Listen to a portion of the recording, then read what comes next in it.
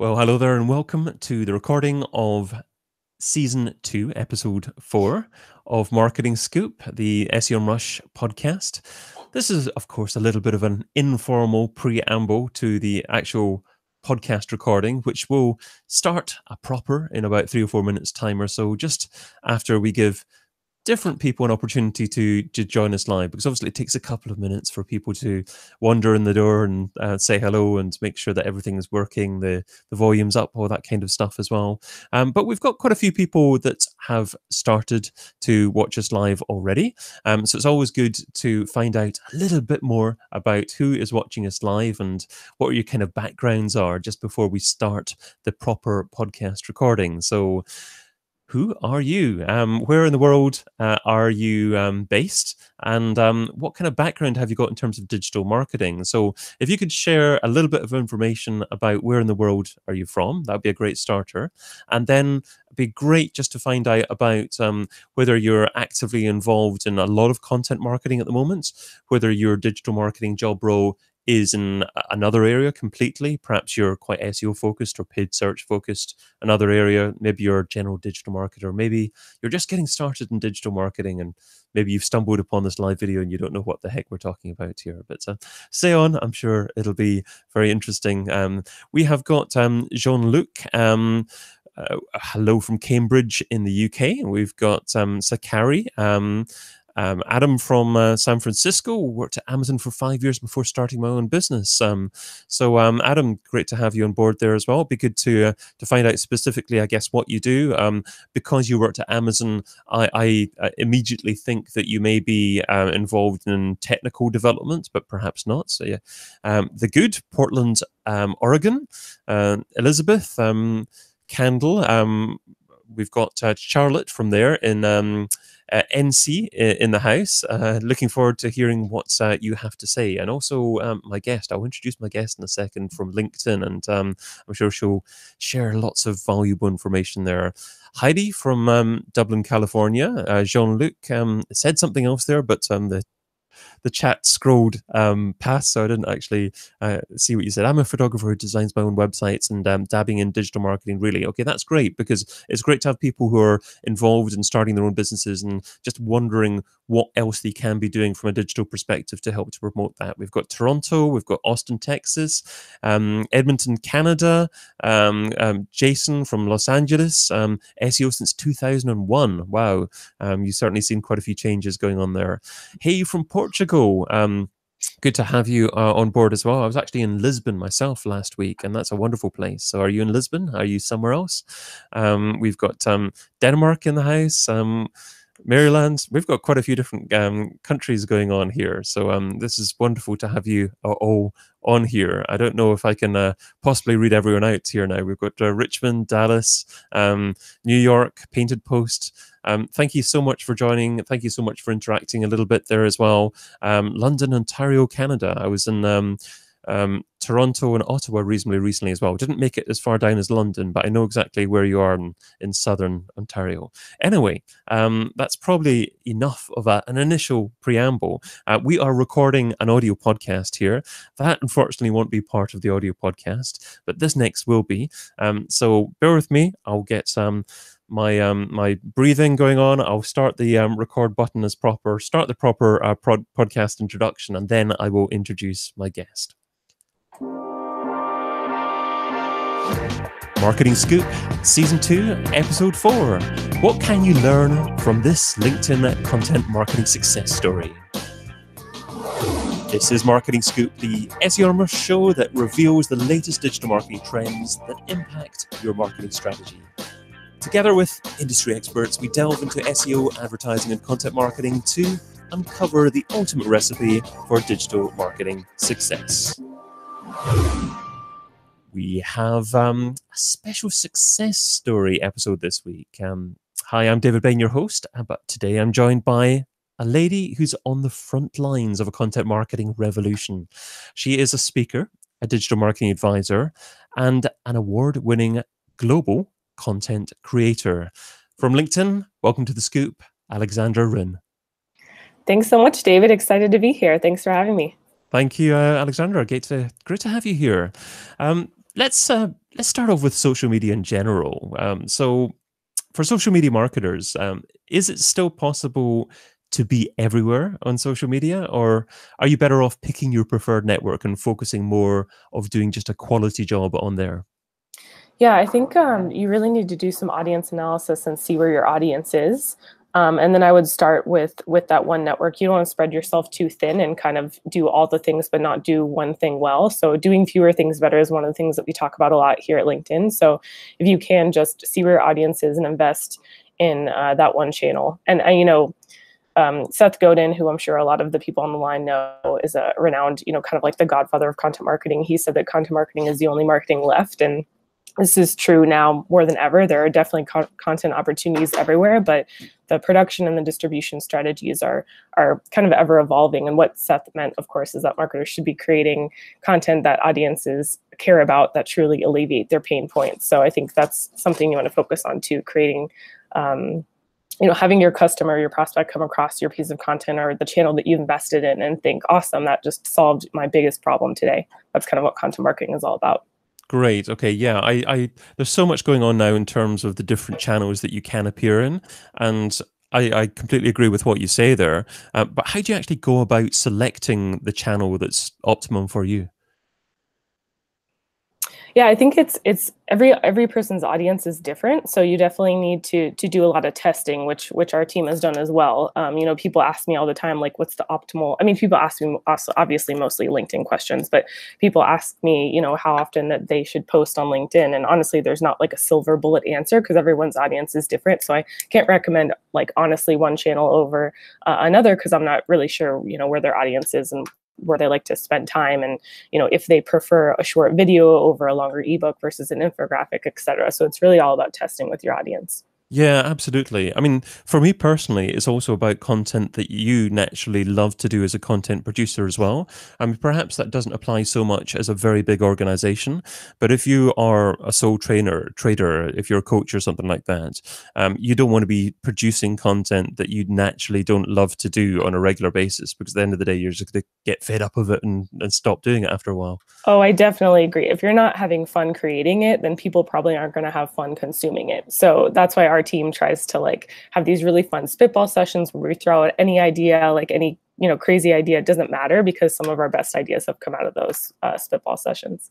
Great. Okay. Well, we're going to get on to LinkedIn questions just now, though. So, we're talking about your LinkedIn secret sauce ebook today, and why was that was such a marketing success, really. So, can you give us an overview of what that secret sauce ebook is, and also how you define marketing success? Yeah, so it's really kind of a behind the scenes look at how LinkedIn uses LinkedIn marketing products. We wanted to give a behind the scenes sneak peek to everyone because we've been doing all of these different A/B tests over the years, myself in partnership with our demand generation team and our ad operations team. And that's actually one of the reasons why I think this ebook was so successful, is because our partnership in real life at LinkedIn is so successful. We meet so regularly. We have shared goals, and we actually just genuinely like each other. We hang out outside of work. So I think all those things kind of accumulated in making it the success that it was, because we had a lot of fun making it. But essentially, yeah, it's a compilation of a bunch of our A/B tests, and we're seeing what's working and what's not with our audience. Obviously, it's we're providing recommendations and ideas of things to test from our team. But like I said before, it's always best to test these things with your own audience. And then there's a bunch of best practices for our products in there, tactical tips from our ad ops manager about different ways that you can optimize your campaigns in LinkedIn Campaign Manager. And then some of the ways that our team measures ROI on the platform. So it's all those different things, tons of examples from our team. Another thing that I think that made it so successful is that, we could have just called this like a LinkedIn marketing best practices ebook, but I think everyone knows that the term best practice is like pretty overused. And I feel like it actually kind of boxes marketers in sometimes because we're adhering to these like so-called best practices.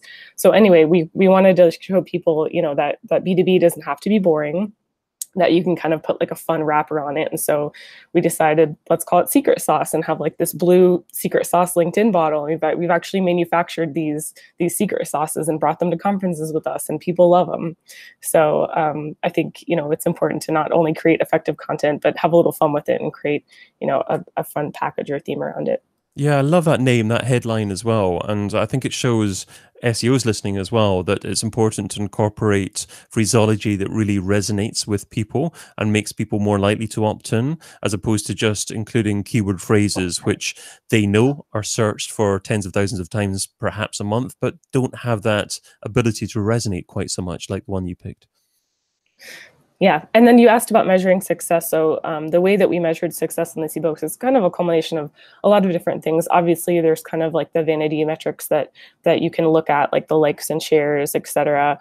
But our team has really tried to move beyond vanity metrics and looking at things that can really guide our content strategy moving forwards. Things like projected revenue, customer lifetime value, cost per acquisition, stuff like that. So in addition to that, we've just seen, a big appetite for people wanting us to come and speak about this. So, kind of anecdotal things like that. And then everyone obviously loves the LinkedIn branded secret sauce.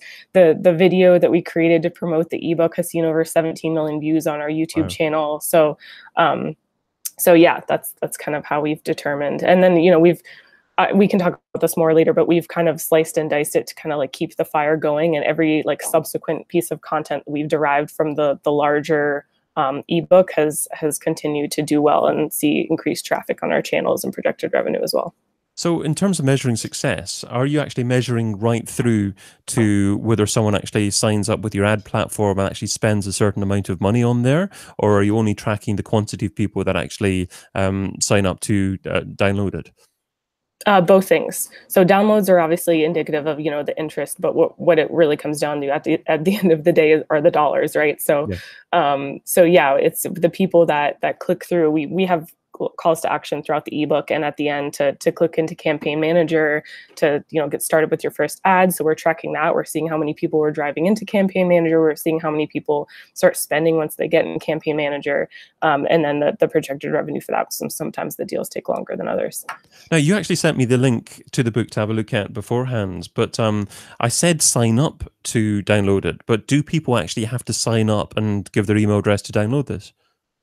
Originally, when we launched it, we did, but it's actually kind of an interesting conversation that we've begun to ungate a lot of our content, because we're still understanding, through blind form fills that who is clicking through to it. But the reason that we've started ungating a lot of our content is because really, like at the end of the day, well, it depends on what your objective is. I'll back up there, but it really, it's important to remember that we are the people that we're marketing to. So, I know I read this article the other day in Marketing Week about how research shows that 60% of consumers intentionally provide incorrect information so when submitting their details online. So you're not really sure of the cleanliness of the data you're getting in the first place. And our team in general is kind of moving away from static PDFs and segueing into these online experiences to better understand how folks are consuming our content. Great. So, okay. Yeah. So if you'd like to carry on there. No, I was just going to say, I get that a static PDF is a big comfort to some people, but we're trying to innovate and see, what other information we can do to create more helpful content, see how people are truly interacting with our content. So does that mean that in the future you're going to be publishing content, big pieces like this as HTML5 piece on the web? And if so, will you also publish a PDF to go alongside that as well? Yeah, we've been doing a lot of testing with both. This one hasn't been turned into an HTML page yet. I don't know if it lends itself as well because it is a little bit of a meatier piece, but some of our shorter ebooks have been turned into HTML pages, and we always provide a PDF option. But with some of the market research we've been doing, we've been finding that as we moved to 2019, people are really looking for more snackable pieces of content, and people are interacting on the LinkedIn platform with video a lot more than they are just static posts in general. Yeah, so we'll probably invest more in video. On page 30 of the book, you actually talk about snackable stats. So what are snackable stats and what is best practice for that? Yeah, so essentially, we've just found that like taking little nuggets of information, like whenever we launch an ebook, for example, we don't just launch across our channels with the ebook cover. We'll grab little like nuggets of information from the ebook itself, compelling stats or just like interesting quotes, customer quotes, stuff like that. That tends to do really well. People just love sharing little nuggets of information that makes them appear more knowledgeable and that are easily digestible. So we've done a lot of testing with statistics across our social channels and in our ebooks, and they always tend to see higher engagement. What do you do after people actually consume that content? Is your intention to try and get them to engage further with your long form content, or some other call to action after that, or is it simply just a brand building piece? You mean like the The, social tiles with statistics on them? yeah, with this the snackable content, do you have some kind of link associated with it as well to drive people to the long form piece of content, or is it simply just a matter of getting people engaging with you, and you know that people are more likely to interact with you in the future if they do that? Yeah, normally as best practice at the end of whatever blog post or landing page we're driving people to, there'll be some type of next step or call to action at the end, just as a best practice, or maybe not even at the end, because we know a lot of people don't scroll all the way to the bottom of a page. So yeah, there's always a call to action, whether it be for the most part for the when we take a big piece of content and make the derivative pieces, we're pointing people back to like the larger piece of content to learn more as a next step. But there are other call to actions too, like just getting started with Campaign Manager, reaching out to a rep for help or something like that. And what about repetition? Because obviously a lot of people share the same post on social media many, many times. Is that generally good practice, or do people get fed up of that after a while? Is there an ideal quantity of times that you can share the same message, or should you just be sharing the same message once, then looking to create original content again after that? Um, I think that you have to test with your own audience on that, but I think it's kind of naive to just like post something once and think that your whole audience has seen it. We say here that there's no like prize for hitting publish. That's kind of when the work begins, because you published it, you're feeling great about it, but just because you post about it once on Twitter or Instagram or LinkedIn doesn't mean that your audience has seen it. And that's kind of why we create these derivative pieces of content, and also why we create 5 to 10 different images to promote a piece of content when we go to market with it, because we know that our audience is not, it's not, they don't all like to consume content in the same way. Like I was mentioning earlier, the same person that wants to read a larger meter ebook might not prefer the minute video ad or whatnot, or maybe they just care about the A/B testing portion, so they want to view that. So you just have to be mindful that your audience is they're not all the same person, like to consume content in different ways, and just kind of a reminder to marketers to let your content breathe. I feel like we put content out and then we just move on to the next thing, and like something that we're working on here is just launching something and kind of extending the social life of it and making sure to get all the juice and goodness that we can out of it before moving on to the next thing, and making sure that we're continually testing and optimizing as we're going, using direct sponsored content a lot of the time that's dark posting that allows us to do A/B tests to kind of optimize our strategy as we go and make changes in real time. Got you. If things are working. And by dark posting, you mean posts that aren't available organically, they're only available to paid advertising? Sponsored content, direct sponsored content are both, paid solutions for us. And direct sponsored content is a type of sponsored content. It's basically, it's a dark post. So it goes directly into the feed without showing up on your company page, and allows you to do lots of different testing. So we've done image testing, we've done background color testing, we've done testing where we call out the marketer by name, like, hey, tech marketers, this is for you, or brand marketers, this is for you, or calling something really, really tiny, like calling a piece of content a guide versus an ebook, because like in that case, we kind of had the hypothesis that ebook was a little outdated and guide sounds a little bit more helpful. Ebook sounds like it might be more work, and guide sounds like it might be more helpful. And the guide actually won out in terms of click-through rate. So just really small changes like that can make a big impact in your campaign. I love those subtle differences there as well, but I also really liked what you were mentioning there about testing, first of all, just to a paid audience, and getting your conversion rates as good as possible initially. I'm assuming that after that, you'd actually publish it organically and have the optimized version available just to the general public after that. Yeah, and you can do that. Yeah, we definitely do that. We definitely advise a good mix of a paid or an organic strategy that kind of fuel each other. And we often do a lot of testing with just posting things organically to see what's working and then put paid behind that. So anyone who's just starting out with sponsored content on LinkedIn, that's a strategy that we use that they can definitely adopt for themselves. Brilliant. Okay, so we're recording this podcast live on YouTube, and LaserX has asked a great question. Do you see a difference in behavior for the same content when an ad is involved? So, are you likely to see more engagement when you're hyper-targeted with users that you're driving from paid traffic versus people that just stumble upon the content from organic sources? That's interesting. And you said hyper target. We actually try really hard not to hyper target. There's obviously a lot of really unique targeting options on LinkedIn, and the quality of our audience is what makes it so valuable. But we try really not to hyper target and to kind of go out with a wider net. But that is interesting because obviously when you put paid behind something with the right audience targeted, you're going to see a boost in engagement and traffic to it. But sometimes the people that are searching for it on their own are the ones that are actually like more invested, because they're going out and they're seeking it for themselves. So that's an interesting question, but I think that's why a mix of organic and paid strategies are so important. Okay, And something if to you post test. something organically, you're kind of onto something, so you can boost it with paid. You also talk about using Haiku Deck and Pictochart in the Secret Sauce book. So, how important are decks as part of a modern content marketing strategy?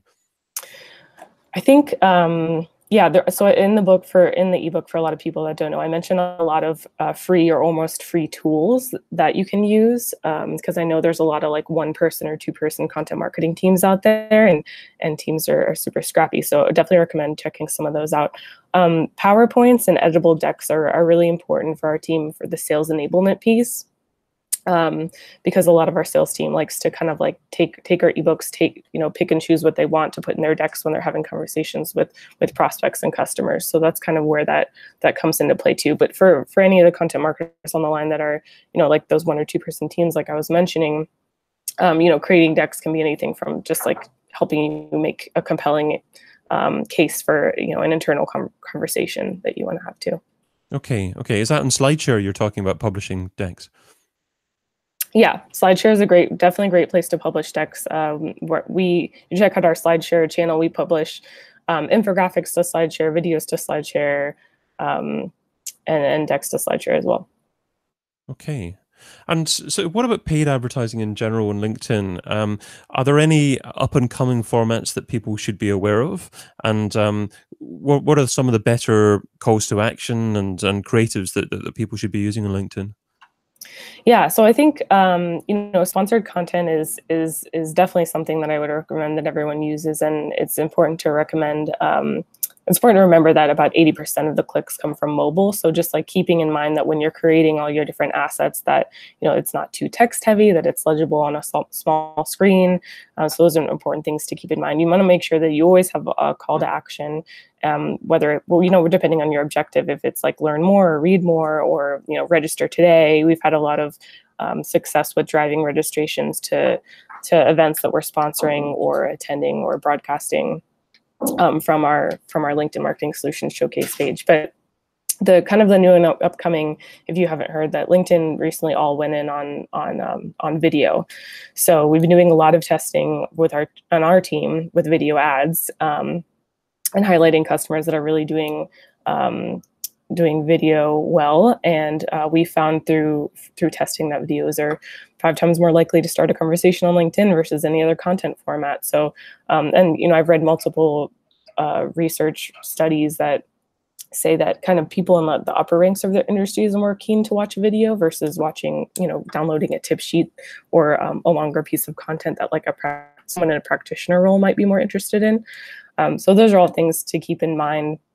Another thing I'd recommend checking out that our team has been testing with is we've kind of moved away from the traditional webcast, and we have produced this actually award-winning Live with Marketers series, which is the first ever talk show by marketers for marketers. And that has been doing really well for us as well. So kind of just getting out of the standard box of someone, talking over slides. And you don't have to have, I mean, we obviously have a LinkedIn media productions team, but you don't have to have a huge production budget to be effective with video. We've done, smaller series where people are just there with people on our team are just kind of there with their iPhones talking about what's top of mind for marketers and the latest trends. So just keep in mind that it doesn't have, you don't have to have a huge budget to be effective with video on LinkedIn. Okay, so I love that you're talking on video, because it's certainly a very engaging medium, and the way that many consumers are preferring to engage with content. So in relation to the show that you're talking about there, I'm presuming that it's a pre-recorded show and it's just released in 10-minute segments on LinkedIn. Is that correct? It's actually live recorded from our video in Sunnyvale. So it's actually broadcast live? Broadcast live from our studio in Sunnyvale, and they're typically about an hour long. So where is it broadcast? In our studio in Sunnyvale, California. We have a actual studio that we. But in terms of where is it available online for people to consume? Is it on LinkedIn? Oh, yeah, I can provide a short link afterwards where all the episodes live, but typically, yeah, it's broadcasted on LinkedIn and on YouTube as well as we're. Interesting, because obviously, I think to the general public, videos are generally only available up to 10 minutes, pre-recorded video that they can upload to YouTube, to LinkedIn, sorry, and live streaming isn't available at the moment. That would be something that I would absolutely love to see. Is that anything that you can talk about in terms of future direction of LinkedIn's video strategy? I can't. I'm not able to talk about the future roadmap, but we're definitely investing more and more in video, so I can say that. I have to ask you though, don't I? No, you definitely. That's totally fair. And like we're testing with different content formats of links. A lot of people say that videos are best kept to like 15 seconds, and I think that that's totally legit. But it depends on your objective again. But yeah. But you understand that a lot of users would love to be able to live stream on LinkedIn. Yes, we know.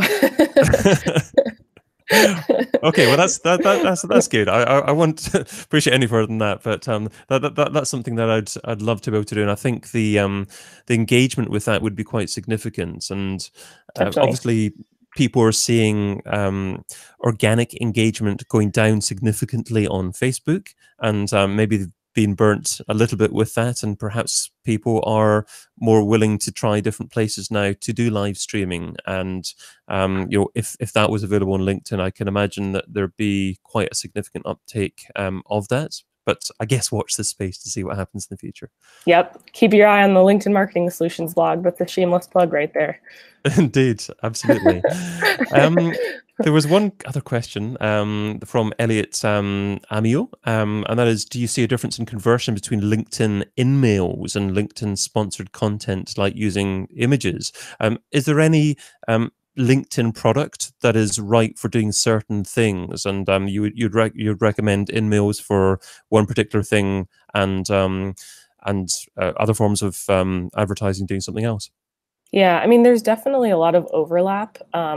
For sponsored content, you want to definitely have a mix of different objectives. So if you're looking for like lead generation, you might be linking to an ebook with a gated form behind it. If you are, let's see, what else do we do with sponsored content? There's definitely a lot of overlap, but typically it's like ebooks, and then we've linked to actually our blog before too, which is more of like a thought leadership play. With InMail, we found a lot of success with event registrations, so getting people to sign up for webcasts. Ebooks have also been effective as well, but I'd say more so getting people to register for webcasts and reaching a higher quality audience. We've had a lot of success reaching CMOs with InMail, so that's probably something to mention as well. We also did a really great blog subscription campaign with InMail, and that's been great with helping us grow our subscriber base as well. So just a couple of examples from our team. Great. Well, that just about takes us to the end of episode 4 of season 2. Just time for an actionable tip from Alex. So not necessarily related to what we've been discussing today. So Alexandra, what is your actionable tip for today? Let's see. I think my tip for content marketers moving into 2019, my main tip is to focus on doing fewer things better, and to really, like I mentioned before, let your content breathe and extend the life of existing campaigns. You don't have to reinvent the wheel every time you create a piece of content, and likely you already have the content that you need to promote. It's just kind of repackaging it in different formats. So that's something that our team has been focusing on. And then the final thing that I want to leave, because I assume that there's probably a majority of B2B marketers on the line, is that B2B doesn't have to be boring. You can really have some fun with it. And I think that's one of the main things that we learned from this secret sauce ebook. I mentioned that, there's this article I read the other day by my colleague Jason Miller on best practices, and how it's so overused and it kind of boxes marketers in a bit. So it's important to know that you can kind of test the boundaries with your audience and have a little bit of fun. Great. Okay. And I'm just going to be cheeky and ask a little bit more of a follow-up question, or maybe even two. Firstly, is it not a good strategy anymore to just publish content and hope now? And then for every single piece of content that you publish, you have to have some form of launch strategy? I mean, I definitely think that you should have a launch strategy. For us, like we fire on all cylinders. So we launch it on the blog, we use sponsored content, we do in-mail, Twitter, some organic posts on our showcase page, YouTube, Instagram, we make a webcast out of it. I definitely think, you can't just like publish it and leave it there. And we live in a world where you have to pay to play on a lot of these platforms. So I definitely think that you need to launch with a strategy. And it also depends on how big the piece of content is and how much juice you can squeeze out of it. But I definitely think that, as content marketers, we're publishing a lot and then just kind of walking away and moving on to the next thing and assuming that our audience has consumed it or seen it. Great. And one other cheeky follow-up question was, are you better off trying to think of your content marketing strategy in terms of a massive overarching theme, and every piece of content should be part of that and linking to something else? Or is it okay still to publish one-off blog posts of 500 words as well? I think it's definitely, we use our blog actually as a testing bed for a lot of topics to see what's going to resonate well, and then invest in designing a piece of content or some kind of content franchise around it. So if you're interested to see, like, for example, every time we've posted about LinkedIn company pages, or every time we've posted like original LinkedIn research or insights, those have done really well. So that's kind of like a flag to us of like, okay, well, we can invest more and create maybe a larger piece of content or some kind of, video series around this. So, it's important to remember, the blog is a good testing bed for that type of stuff. In terms of themed content, we've built this whole sophisticated marketers like franchise that we've built equity in, that we're probably going to double down on next year. So again, like if you've been publishing something and you see it works, don't be afraid to kind of double down on it. But no, I don't think that every piece of content needs to have some huge, larger overarching theme. It just depends on your goal and kind of the content format. Superb stuff. And of course, you can find Alexandra Rinn over at linkedin.com. I've been your host, David Bain. You can also find me over at digitalmarketingradio.com. We will be recording the next episode, Season 2, Episode 5 of The Scoop at the same time, same place, the SEO Rush YouTube channel, on Wednesday, the 31st of October. Be scared, be very scared. When my guests are scheduled to be Matt Machia from AdFury and Perna Virgi from Microsoft. And we should also be welcoming back Judith Lewis as a co-host too. At the moment, she's sunning herself in the land of Oz at the SEO Rush Search Awards. In the meantime, thanks not only to Alexandra for this episode, but also to you for tuning in. If you liked what you heard, subscribe to the audio podcast. Just head over to searchmarketingscoop.com and find the link there to your preferred Apple or Android flavor of podcatcher. If you're already a Marketing Scoop audio podcast subscriber, tell us what you think. A rating and review inside your podcast app would be very much appreciated. But until next time, be fantabulous and do one thing that scares you. Adios.